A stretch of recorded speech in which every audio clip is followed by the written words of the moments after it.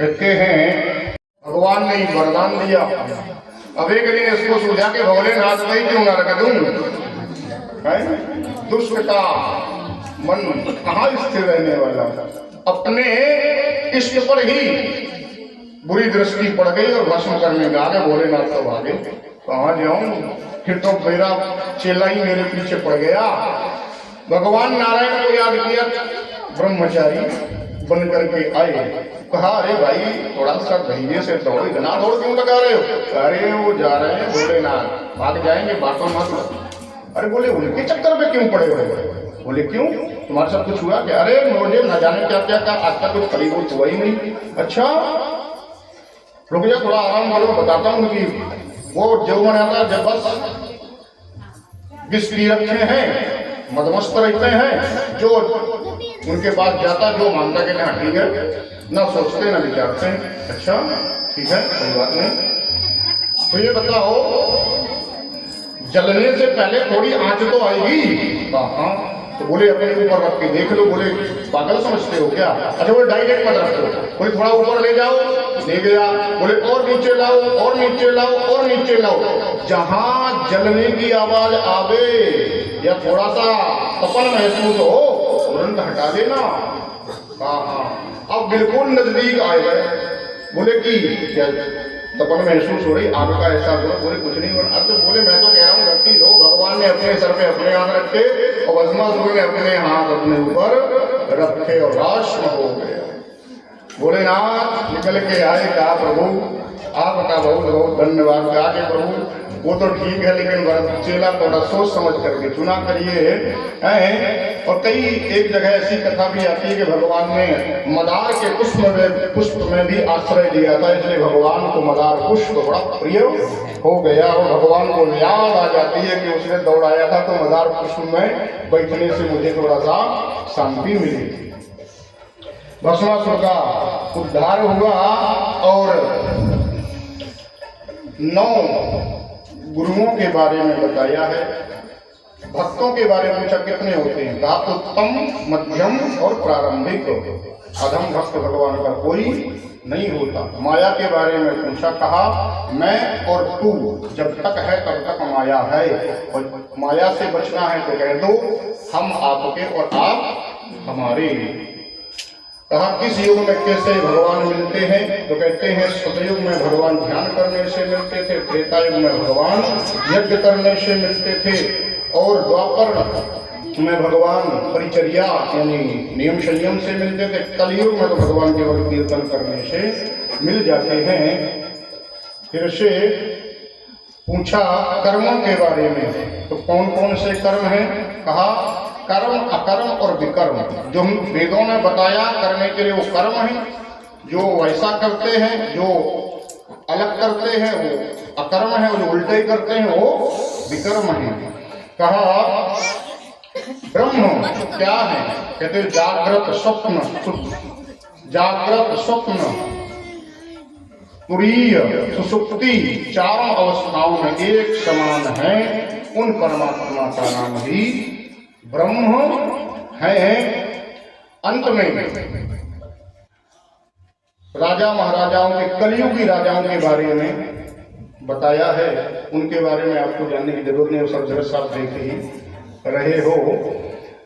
राजा परीक्षित ने पूछा कि राजन, सुखदेव जी ने राजा से प्रश्न किया, बताओ अब मैं तुमसे पूछता हूँ। बोलो आप मुझसे पूछेंगे क्या?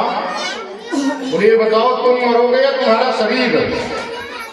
राजा ने विचार करके देखा तो राजा ने पाया कि मरता तो शरीर ही है। कहा गुरुजी मरेगा तो शरीर, आत्मा नहीं मरेगी। हाँ ठीक है, देह यही रह जाएगी राजन। कहा कि गुरुदेव मैं ये सब जान गया हूँ, आपके द्वारा सुनाए हुए इस कथा के माध्यम से मार्गदर्शन से सिद्धि को भी प्राप्त कर लिया हूँ।